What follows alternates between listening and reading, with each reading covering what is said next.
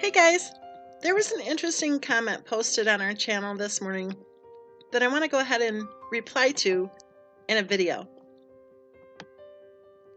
I'll read the comment first. It says, it starts off, the first sentence is basically saying that both sides of the family have been, quote, playing games in this situation. And then the comment continues, I stopped believing her. Her is referring to Cindy. I stopped believing her once I heard her describe the visit from Shanann and the girls. Quote, Cece got into the chocolate I had on the table from Christmas, end quote. And then the commenter says, what the hell? Who still has Christmas chocolate out on a table the following August? When you're supposedly allergic, grandchildren are coming. She was full of SHIT. She baited Shanann. Let's keep in mind that at that time, Cindy thought Cece was allergic, but allowed this to happen. Yes, Shanann was lying about the allergies, unsurprisingly, but it was quite a chance to take just to make a point to your daughter-in-law. Yes, Shanann was very mentally ill. Yes, I believe Chris's first confession. I also believe that Cindy's version of events, where their family was always kind and perfect, to be horseshit. Sorry, I was going to spell that last one out. So that's the comment that I'd like to reply to here in this video.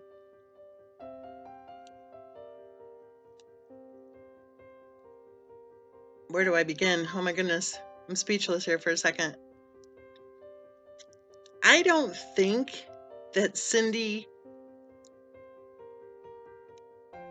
actually had that candy sitting out since Christmas. I think that it was probably sitting out since Easter. Christopher Watt's wife and kids were at the house the day of, the killer ice cream incident in July, early July. So to me, that would make sense that there may have been a bowl of chocolate kisses sitting somewhere from Easter, not from Christmas. And so I want to clarify on a couple of things. Even though the scumbag attackers keep trying to say that I'm working for Cindy Watts, or that Cindy Watts is telling me what to say, or, all that other ridiculous crap, I have never worked for Cindy Watts. I have never, ever been told by Cindy Watts to do a video about anything. I have never, ever taken any direction whatsoever from anybody. And I think that's what makes them mad. And I don't mean from anybody. I'm talking about this ridiculous case of Christopher Watts. And that's what makes the attackers not only so weird 2 years later, but it's also how the attackers chose to target me in the first place. Do you know that while they were first targeting me, while they were already creating videos threatening my life, that I was on vacation and I had never heard of the case of Christopher Watts? Did you know that? Because the scumbag attackers want you to think that they're just mad at me because I say mean things. That isn't true. They targeted me before I said anything. Okay? Just like they have targeted Cindy Watts from day one. But to be clear, I've never worked for Cindy Watts. What has happened over the course of the last couple of years is that I have witnessed the attacks and the harassment against Cindy Watts. And it's disgusting, it's despicable, and in my opinion, it is illegal as hell. And in my opinion, the reason Cindy Watts was targeted was because, in fact, Christopher Watts' wife confided many intimate details of her life to her mother-in-law. In fact, Cindy Watts and her daughter-in-law actually got along just fine for over 5 years straight. There were 2 incidents where there was trouble, and in both cases, Christopher Watts' wife had returned from Colorado to North Carolina. And even then, when she first arrived, everything was fine. But after a few days, all of a sudden, Cindy was the bad guy.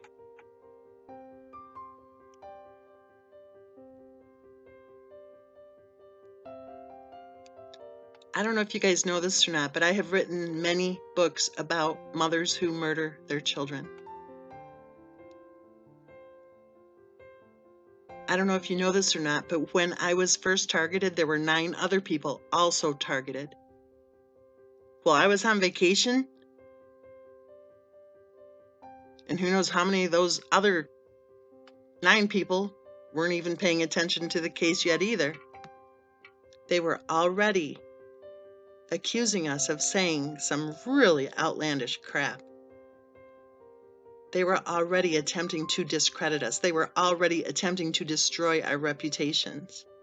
They were already trying to frighten us into silence before we had even spoken.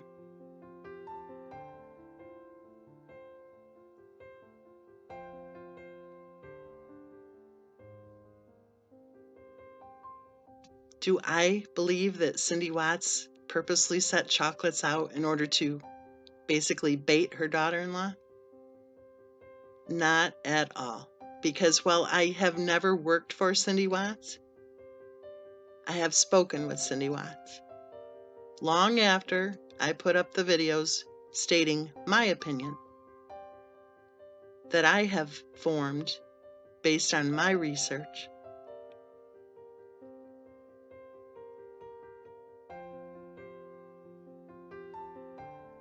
And what I have learned from speaking with Cindy Watts, and Cindy, if you're listening to this, I mean no offense. Please do not be offended by what I'm about to say. But what I have observed in speaking with Cindy is that she seems a little bit flustered. Some might use the term scatterbrained. I don't believe that Cindy is scatterbrained, but I do believe she's flustered. I do believe that she's way too trusting. And I do believe that she is way too naive. I also believe that she is a little bit snarky in kind of a passive-aggressive sort of way. So I'm not so closed-minded that I would immediately rule out the possibility that she may have set a bowl of chocolates out just to test her daughter-in-law. I think she would be fully capable of that type of behavior. But I don't think that's what happened. I think that when her daughter-in-law and her grandchildren arrived, that Cindy probably was pretty flustered. You know, she has used the term walking on eggshells around her daughter-in-law. She has stated very clearly that she was afraid of her daughter-in-law.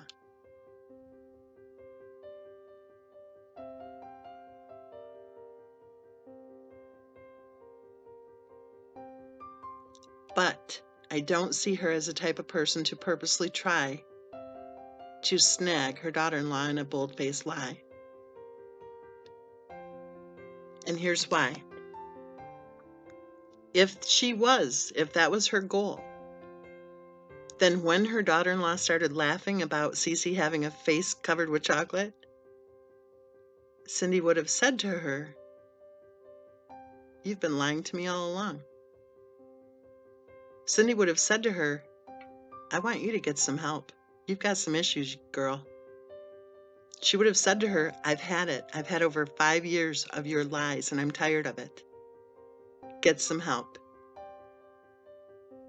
Cindy would have said to her, "Do not give my grandchildren Benadryl and Tylenol at bedtime. That is not normal, it is not healthy, and in my opinion, it's medical abuse. And if you don't stop doing it,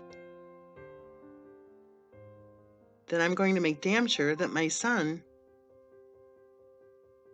makes sure that you don't do it again.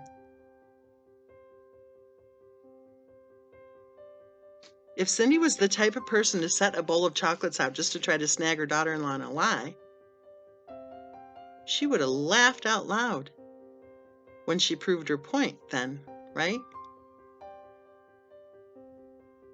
And she didn't. She didn't say a word. She bit her tongue as she had done already for over 5 years. Finally, over a year after the tragedy, finally, somebody was interested in hearing what Cindy had to say, and that somebody was me. That somebody was somebody who had the guts to stand up to the bullshit attacks against us. That somebody was somebody who thought that Cindy deserved to have her voice be heard.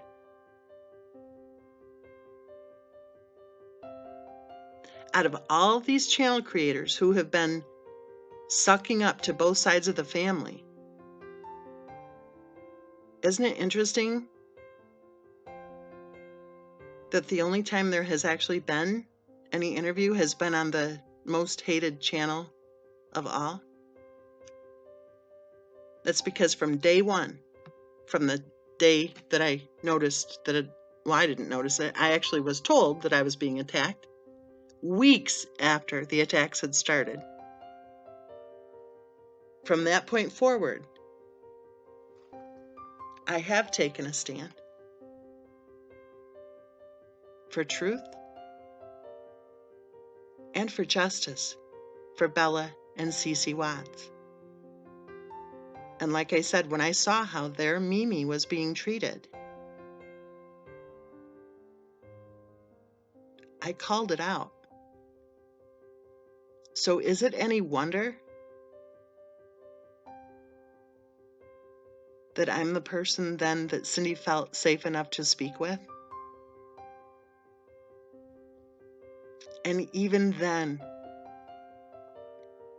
she was flustered, and rightly so. My gosh, she's attacked on a daily basis.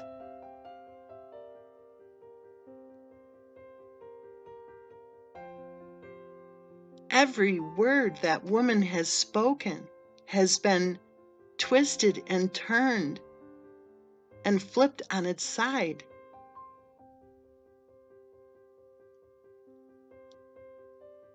And viewed through the lens of hatred.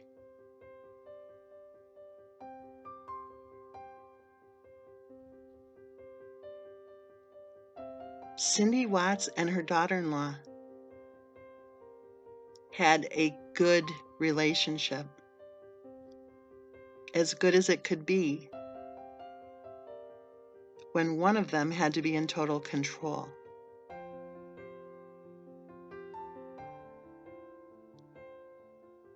Cindy Watts and her daughter-in-law shared many intimate moments, and perhaps one of the more intimate moments of all was the night before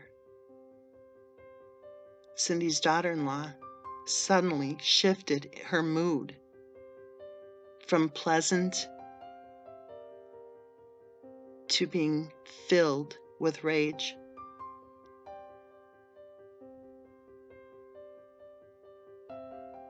The evening before the killer ice cream incident, they spoke of their love for each other. They shared many intimate details of their own lives. They recognized that they had many of the same experiences in their own lives.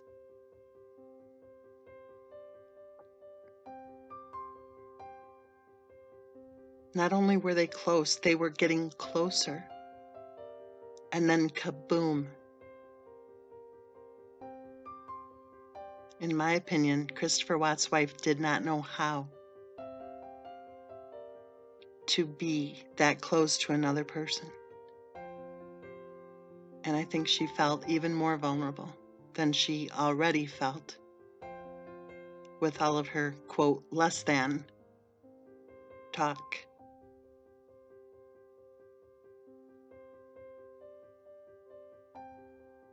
So I just want to let you know my opinion on this whole, did she leave the chocolates out to try to trip up her daughter-in-law? I don't think that's what Cindy Watts is made of. I don't think she's devious. I think she's flustered. And sadly, I think that while she is flustered, that she's finding herself trusting many people who she really shouldn't be trusting.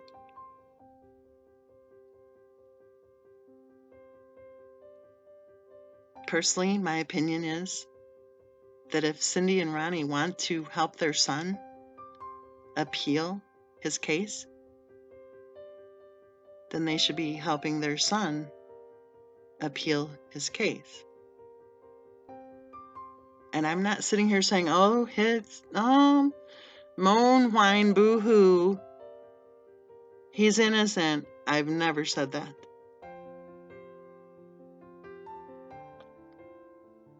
But what I've said from the start is he has a right to due process. He had the right to be presumed innocent. When the headlines and the investigators, and I think even the prosecutor also were saying that he wasn't.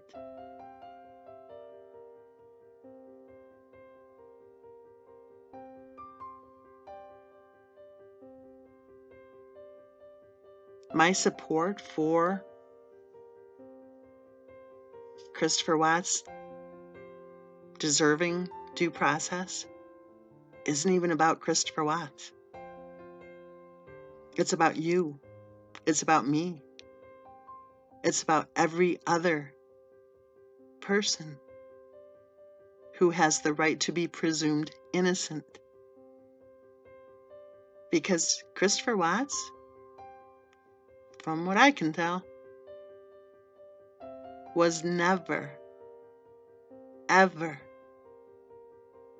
afforded that right.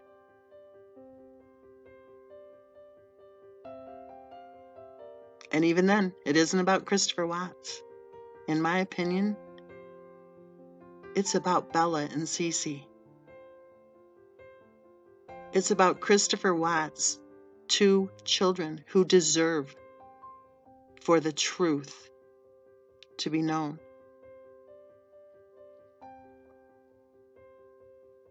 But instead of helping their son with an appeal, they keep engaging with people who, it appears, have nothing at all to offer them.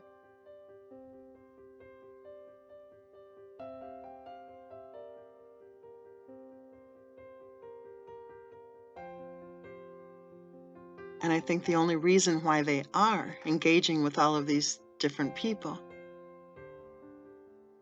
is because I think Cindy Watts is flustered. I don't think she's thinking straight. And I think if you were to ask her today whether or not those chocolates were from Christmas or Easter, she probably wouldn't have a clue.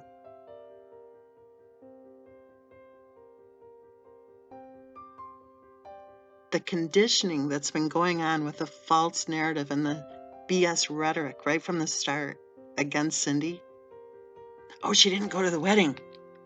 She didn't go to the wedding. She didn't go to the wedding. Who the hell cares? There are 2 children who were murdered in what should have been the safety of their own home. And people want to go on and on and on about Cindy not going to the wedding? Big flippin' deal. That's all part of the grooming. That's all part of the garbage. So that 2 years plus later, you still have that in your head as you're talking about this case. It's kind of the default mode now for most people. Well, she didn't even go to the wedding. Have you ever seen any photos of Christopher Watts' wife's first wedding? I wonder who didn't go to that wedding. I mean, if we're going to be talking about who didn't go to what wedding, right?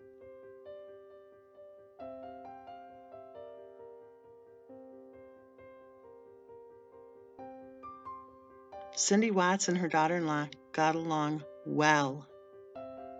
It doesn't mean the relationship was perfect. It doesn't mean that Cindy didn't spend a lot of time biting her tongue. But they were close. Until the killer ice cream struck. At this point, I think it's interesting even that we're discussing whether or not Cindy purposely set out a bowl of chocolates. I think that kind of shows what I'm saying. You know, I've been discussing true crime cases for many years and writing about true crime cases for many years, specific to cases involving family violence. And I don't know of any other case where the mother-in-law has been thrown under the bus right from the start. I also don't know of any other case where so many people are sucking up to the mother-in-law, trying to get in her ear, telling her that they can help her. When obviously